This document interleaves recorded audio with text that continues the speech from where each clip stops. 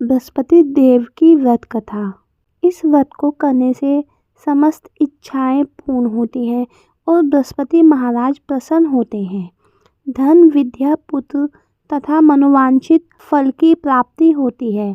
परिवार में सुख तथा शांति रहती है। इसलिए यह व्रत सर्वश्रेष्ठ और अति फलदायक है। इस व्रत में केले का पूजन ही करें। कथा और पूजन के समय मन, कर्म और वचन से शुद्ध होकर मनोकामना पूर्ति के लिए बृहस्पति देव से प्रार्थना करनी चाहिए। दिन में एक समय ही भोजन करें। भोजन चने की दाल आदि का करें। नमक न खाएं। पीले वस्त्र पहने। पीले फलों का प्रयोग करें। पीले चंदन से पूजन करें। पूजन के बाद भगवान बृहस्पति की कथा सुननी चाहिए। बृहस्पतिवार व्रत कथा। प्राचीन समय की बात है। एक बड़ा प्रतापी तथा दानी राजा था। वह प्रत्येक गुरुवार को व्रत रखता एवं पूजन करता था। यह उसकी रानी को अच्छा न लगता। न वह व्रत करती और न ही किसी को एक पैसा दान में देती। राजा को भी ऐसा करने से मना किया करती। एक समय की बात है कि राजा शिकार खेलने वन को चले गए। घर पर रानी और दासी थी। उस समय गुरु बृहस्पति साधु का रूप धारण कर राजा के दरवाजे पर भिक्षा मांगने आए। साधु ने रानी से भिक्षा मांगी तो वह कहने लगी, हे साधु महाराज, मैं इस दान और पुण्य से तंग आ गई हूँ। आप कोई ऐसा उपाय बताएं जिससे यह सारा धन नष्ट हो जाए और मैं आराम से रह सकूं। साधु रूपी बृहस्पति देव ने कहा, हे देवी, तुम बड़ी विचित्र हो। संतान और धन से भी कोई दुखी होता है। अगर तुम्हारे पास धन अधिक है तो इसे शुभ कार्यों में लगाओ जिससे तुम्हारे दोनों लोग सुधरें। परंतु साधु की इन बातों से रानी खुश नहीं हुई। उसने कहा, मुझे ऐसे धन की आवश्यकता नहीं जिसे मैं दान दूं तथा जिसको संभालने में ही मेरा सारा समय नष्ट हो जाए। साधु ने कहा, यदि तुम्हारी ऐसी इच्छा है तो जैसा मैं तुम्हें बताता हूँ तुम वैसा ही करना। बृहस्पतिवार के दिन तुम अपने घर को गोबर से लीपना। अपने केशों को पीली मिट्टी से धोना। केशों को धोते समय स्नान करना। राजा से हजामत बनाने को कहना। भोजन में मांस मंदिरा खाना। कपड़ा धोबी के यहाँ धुलने डालना। इस प्रकार 7 बृहस्पतिवार करने से तुम्हारा समस्त धन नष्ट हो जाएगा। इतना कहकर साधु बने बृहस्पति देव अंतर्ध्यान हो गए। साधु के कहे अनुसार करते हुए रानी को केवल 3 बृहस्पतिवार ही बीते थे कि उसकी समस्त धन संपत्ति नष्ट हो गई। भोजन के लिए परिवार तरसने लगा। एक दिन राजा रानी से बोला, हे रानी, तुम यहीं रहो। मैं दूसरे देश को जाता हूँ क्योंकि यहाँ पर मुझे सभी जानते हैं, इसलिए मैं कोई छोटा कार्य नहीं कर सकता। ऐसा कहकर राजा परदेश चला गया। वहाँ वह जंगल से लकड़ी काट कर लाता और शहर में बेचता। इस तरह वह अपना जीवन व्यतीत करने लगा। इधर राजा के बिना रानी और दासी दुखी रहने लगी। एक समय जब रानी और दासियों को 7 दिन बिना भोजन के रहना पड़ा तो रानी ने अपनी दासी से कहा, हे दासी, पास ही के नगर में मेरी बहन रहती है। वह बड़ी धनवान है। तू उसके पास जा और कुछ ले आ ताकि थोड़ा बहुत गुजर बसर हो जाए। दासी रानी की बहन के पास गई। उस दिन बृहस्पतिवार था। रानी का बहन उस समय बृहस्पतिवार की कथा सुन रही थी। दासी ने रानी की बहन को अपनी रानी का संदेश दिया, लेकिन रानी की बहन ने कोई उत्तर नहीं दिया। जब दासी को रानी की बहन से कोई उत्तर नहीं मिला तो वह बहुत दुखी हुई। उसे क्रोध भी आया। दासी ने वापस आकर रानी को सारी बात बता दी। सुनकर रानी ने अपने भाग्य को कोसा। उधर रानी की बहन ने सोचा कि मेरी बहन की दासी आई थी, परंतु मैं उससे नहीं बोली, इससे वह बहुत दुखी हुई होगी। कथा सुनकर और पूजन समाप्त कर वह अपनी बहन के घर गई और कहने लगी, हे बहन, मैं बृहस्पतिवार का व्रत कर रही थी। तुम्हारी दासी आई थी, परंतु जब तक कथा होती है तब तक न उठते हैं और न बोलते हैं, इसलिए मैं नहीं बोली। कहो दासी क्यों आई थी? रानी बोली, बहन हमारे घर अनाज नहीं है। ऐसा कहते कहते रानी की आंखें भर आई। उसने दासियों समेत भूखा रहने की बात भी अपनी बहन को बता दी। रानी की बहन बोली, बहन देखो, बृहस्पति देव भगवान सबकी मनोकामना पूर्ण करते हैं। देखो शायद तुम्हारे घर में अनाज रखा हो। यह सुनकर दासी घर के अंदर गई तो वहाँ उसे एक घड़ा अनाज का भरा मिल गया। उसे बड़ी हैरानी हुई क्योंकि उसे एक एक बर्तन देख लिया था। उसने बाहर आकर रानी को बताया। दासी रानी से कहने लगी, हे रानी, जब हमको भोजन नहीं मिलता तो हम व्रत ही तो करते हैं, इसलिए क्यों न इनसे व्रत और कथा की विधि पूछ ली जाए। हम भी व्रत किया करेंगे। दासी के कहने पर रानी ने अपनी बहन से बृहस्पतिवार व्रत के बारे में पूछा। उसकी बहन ने बताया, बृहस्पतिवार के व्रत में चने की दाल और मुनक्का से विष्णु भगवान का केले की जड़ में पूजन करें तथा दीपक जलाएं, पीला भोजन करें तथा कथा सुने। इससे गुरु भगवान प्रसन्न होते हैं, मनोकामना पूर्ण करते हैं। व्रत और पूजन की विधि बताकर रानी की बहन अपने घर लौट आई। रानी और दासी दोनों ने निश्चय किया कि बृहस्पति देव भगवान का पूजन जरूर करेंगे। 7 रोज बाद जब बृहस्पतिवार आया तो उन्होंने व्रत रखा। गुड़साल में जाकर चना और गुड़ बीन लाई तथा उसकी दाल से केले की जड़ तथा विष्णु भगवान का पूजन किया। अब पीला भोजन कहाँ से आए? दोनों बहुत दुखी हुई, परंतु उन्होंने व्रत किया था, इसलिए बृहस्पति देव भगवान प्रसन्न थे। एक साधारण व्यक्ति के रूप में वे 2 थालों में सुंदर पीला भोजन लेकर आए और दासी को देकर बोले, हे दासी, यह भोजन तुम्हारे लिए और तुम्हारी रानी के लिए है, इसे तुम दोनों ग्रहण करना। दासी भोजन पाकर बहुत प्रसन्न हुई। उसने रानी को सारी बात बताई।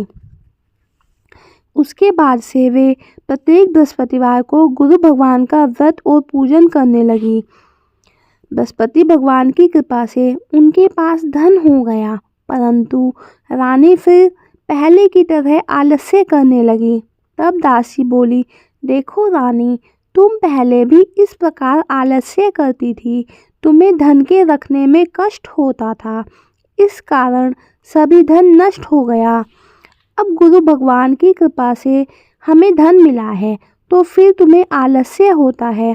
बड़ी मुसीबतों के बाद हमने यह धन पाया है, इसलिए हमें दान पुण्य करना चाहिए।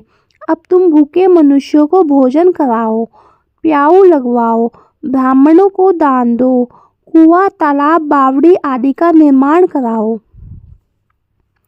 मंदिर, पाठशाला बनवाकर ज्ञान दो, कुंवारी कन्याओं का विवाह करवाओ, अर्थात धन को शुभ कार्यों में खर्च करो, जिससे तुम्हारे कुल का यश बढ़े तथा स्वर्ग प्राप्त हो और पितर प्रसन्न हो। दासी की बात मानकर रानी शुभ कार्य करने लगी। उसका यश फैलने लगा।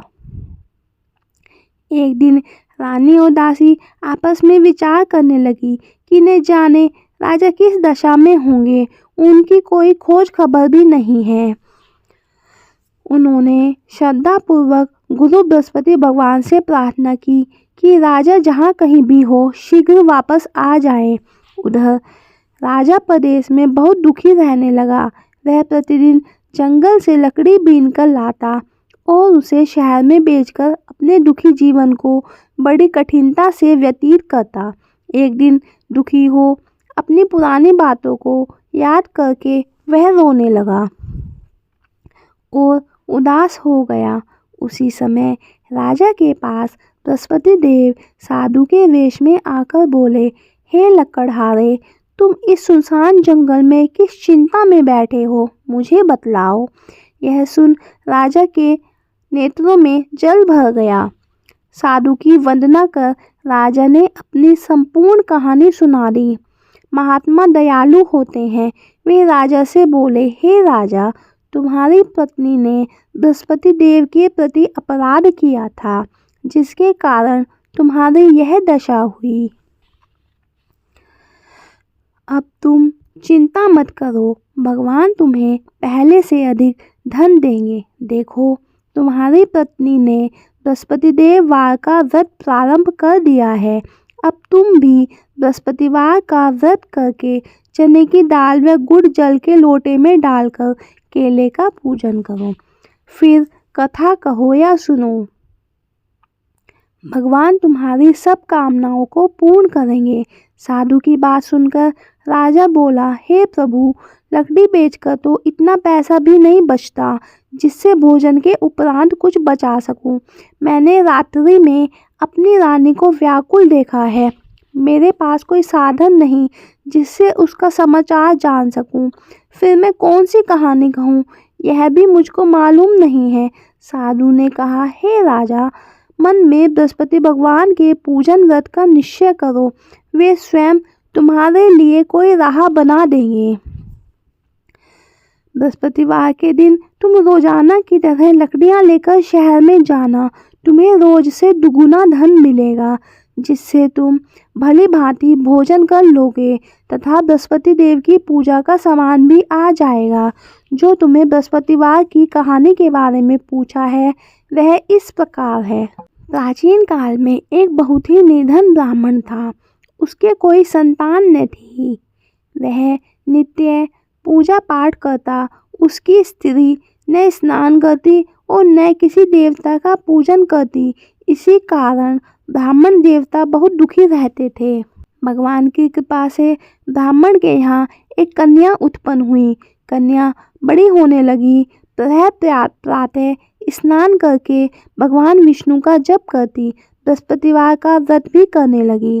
पूजा पाठ समाप्त कर पाठशाला जाते समय अपनी मुट्ठी में जौ भर के ले जाती और पाठशाला के मार्ग में डालती जाती। लौटते समय वह जौ स्वर्ण के हो जाते तो उनको बीनकर घर ले आती। एक दिन वह बालिका सूप में उन सोने के जौ को फटक कर साफ कर रही थी कि तभी उसकी माँ ने देख लिया और कहा कि हे बेटी, सोने के जौ को फटकने के लिए सोने का सूप भी होना चाहिए। दूसरे दिन गुरुवार था। कन्या ने व्रत रखा और बृहस्पति देव से सोने का सूप देने की प्रार्थना की। बृहस्पति देव ने उसकी प्रार्थना स्वीकार कर ली। रोजाना की तरह वह कन्या जौ फैलाती हुई पाठशाला चली गई। पाठशाला से लौटकर जब वह जौ बीन रही थी तो बृहस्पति देव की कृपा से उसे सोने का सूप मिला। उसे वह घर ले आई और उससे जौ साफ करने लगी, परंतु उसकी माँ का वही ढंग रहा। एक दिन की बात है।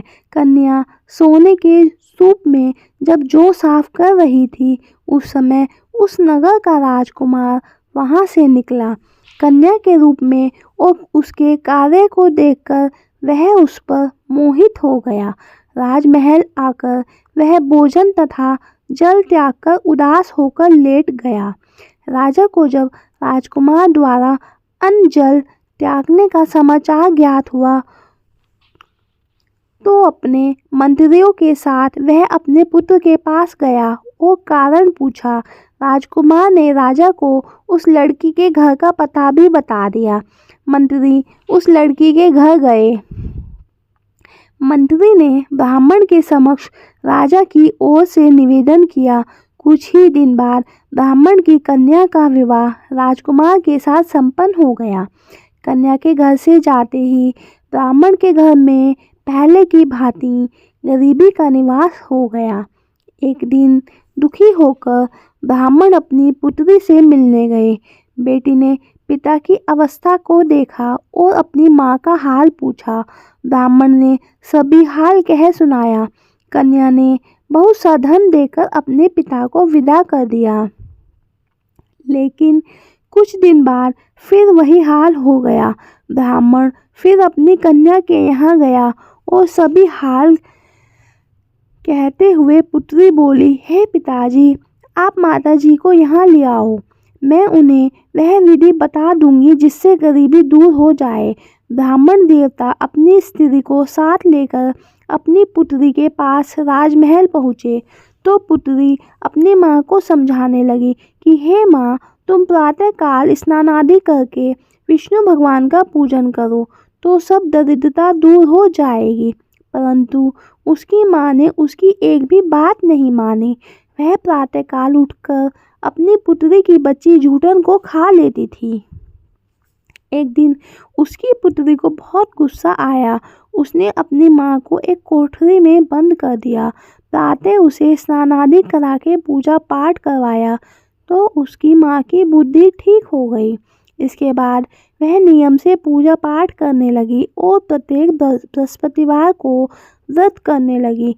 इस व्रत के प्रभाव से मृत्यु के बाद वह स्वर्ग को गई। वह ब्राह्मण भी सुखपूर्वक इस लोक का सुख भोगकर स्वर्ग को प्राप्त हुआ। इस तरह कहानी कहकर साधु बने देवता वहाँ से लोप हो गए। धीरे धीरे समय व्यतीत होने पर फिर बृहस्पतिवार का दिन आया। राजा जंगल से लकड़ी काटकर शहर में बेचने गया। उसे उस दिन और दिनों से अधिक धन मिला। राजा ने चना गुड़ आदि लाकर बृहस्पतिवार का व्रत किया। उस दिन से उसके सभी कलेश दूर हुए। परंतु जब अगले गुरुवार का दिन आया तो वह बृहस्पतिवार का व्रत करना भूल गया। इस कारण बृहस्पति भगवान नाराज हो गए। उस दिन उस नगर के राजा ने विशाल यज्ञ का आयोजन किया था तथा अपने समस्त राज्य में घोषणा करवा दी कि सभी मेरे यहाँ भोजन करने आवें, किसी के घर चूल्हा न जले। इस आज्ञा को जो न मानेगा उसको फांसी दे दी जाएगी। राजा की आज्ञा अनुसार राज्य के सभी वासी राजा के भोज में सम्मिलित हुए, लेकिन लकड़हारा कुछ देर से पहुंचा, इसलिए राजा उसको अपने साथ महल में ले गए। जब राजा लकड़हारे को भोजन करा रहे थे तो रानी की दृष्टि उस खूंटी पर पड़ी जिस पर उसका हार लटका हुआ था। उसे हार खूंटी पर लटका दिखाई नहीं दिया। रानी को निश्चय हो गया कि मेरा हार इस लकड़हारे ने चुरा लिया है। उसी समय सैनिक बुलवाकर उसको जेल में डलवा दिया। लकड़हारा जेल में विचार करने लगा कि न जाने कौन से पूर्व जन्म के कर्म से मुझे यह दुख प्राप्त हुआ है और जंगल में मिले साधु को याद करने लगा। तत्काल बृहस्पति देव साधु के रूप में प्रकट हो गए और कहने लगे, अरे मूर्ख, तूने बृहस्पति देवता की कथा नहीं कही, उसी कारण तुझे यह दुख प्राप्त हुआ है। अब चिंता मत कर, बृहस्पतिवार के दिन जेल खाने के दरवाजे पर तुझे 4 पैसे पड़े मिलेंगे। उनसे तू बृहस्पतिवार की पूजा करना तो तेरे सभी कष्ट दूर हो जाएंगे। अगले बृहस्पतिवार उसे जेल के द्वार पर 4 पैसे मिले। राजा ने पूजा का सामान मंगवाकर कथा कही और प्रसाद बांटा। उसी रात्रि में बृहस्पति देव ने उस नगर के राजा को स्वप्न में कहा, हे राजा, तूने जिसे जेल में बंद किया है उसे कल छोड़ देना, वह निर्दोष है।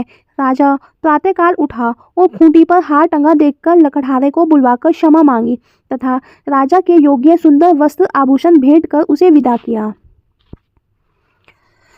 गुरुदेव की आज्ञानुसार राजा अपने नगर को चल दिया। राजा जब नगर के निकट पहुंचा तो उसे बड़ा ही आश्चर्य हुआ।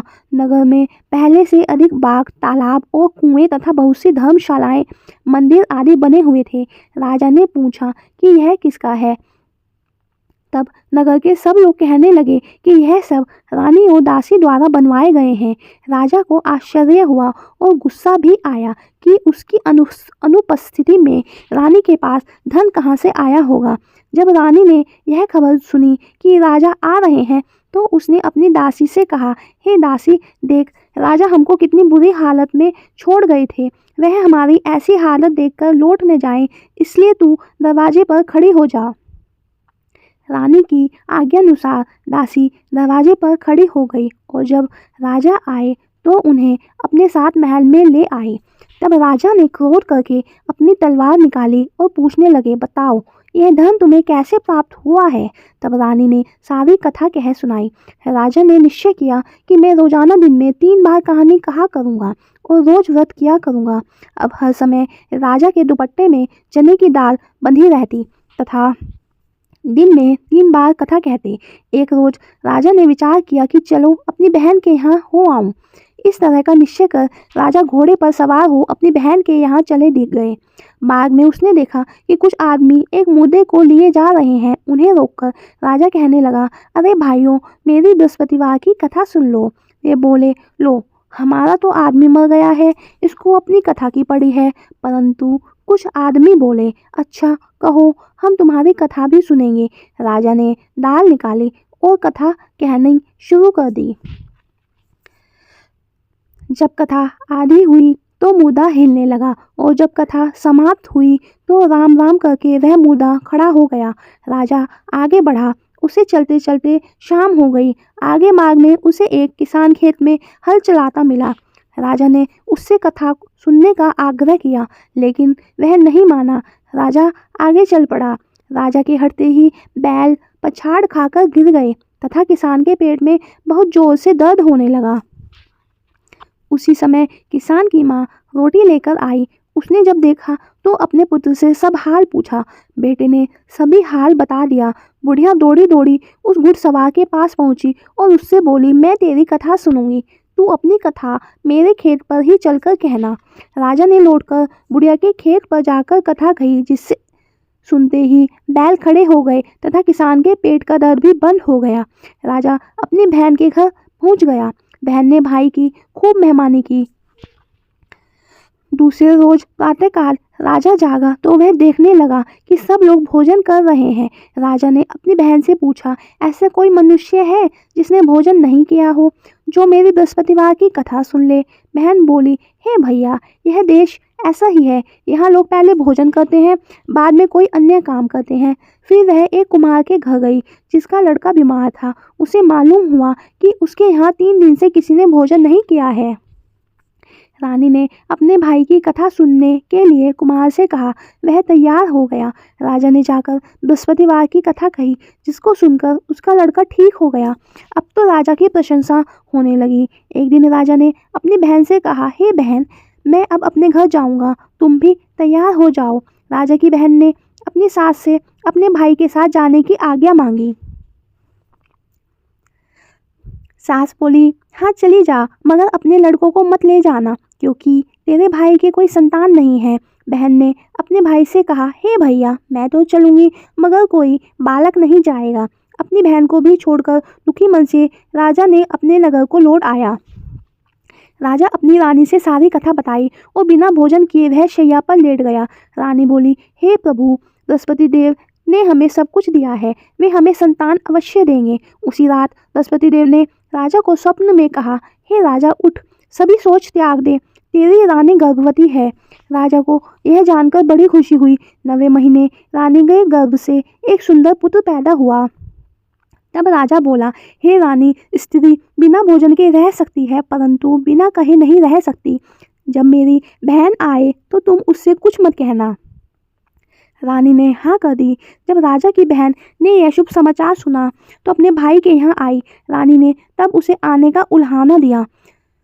जब भाई अपने साथ ला रहे थे तब टाल गई, उनके साथ में आई और आज अपने आप ही भागी भागी बिना बुलाए आ गई। मैं तो राजा की बहन बोली, भाई, मैं इस प्रकार न कहती तो तुम्हारे घर औलाद कैसे होती। बृहस्पति देव सभी कामनाएं पूर्ण करते हैं। जो सद्भावना पूर्वक बृहस्पतिवार का व्रत करता है एवं कथा पढ़ता है अथवा सुनता है और दूसरों को सुनाता है, बृहस्पति देव उसकी सभी मनोकामनाएं पूर्ण करते हैं, उनकी सदैव रक्षा करते हैं। जो संसार में सद्भावना से गुरुदेव का पूजन एवं व्रत सच्चे हृदय से करते हैं, उनकी सभी मनोकामनाएं वैसे ही पूर्ण होती हैं जैसे सच्ची भावना से रानी और राजा के बृहस्पति देव की कथा का गुणगान किया तो उनकी सभी इच्छाएं बृहस्पति देव जी ने पूर्ण की।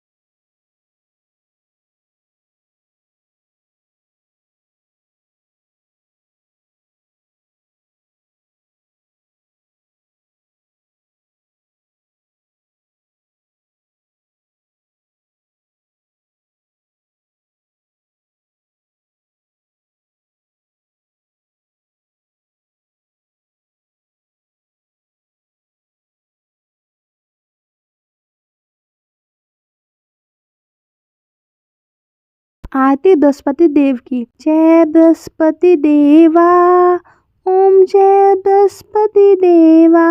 छिन छिन भोग लगाऊं, छिन छिन भोग लगाऊं, कदली फल मेवा। ओम जय बृहस्पति देवा। तुम पूर्ण परमात्मा, तुम अंतर्यामी, स्वामी तुम अंतर्यामी। जगत पिता जगदीश्वर, तुम सबके स्वामी। ओम जय बृहस्पति देवा। चरणामृत निज निर्मल, सब पातक हरसा।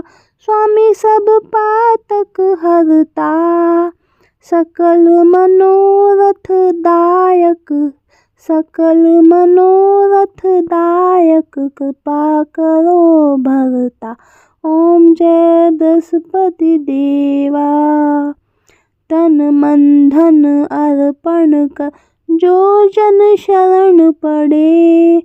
प्रभु जो जन शरण पड़े, प्रभु प्रकट तब होकर आकर द्वार खड़े। ओम जय बृहस्पति देवा। दीन दयाल दयानिधि, भक्तन हितकारी। स्वामी भक्तन हितकारी, पाप दोष सब हरता, भव बंधन हारी। ओम जय बृहस्पति देवा।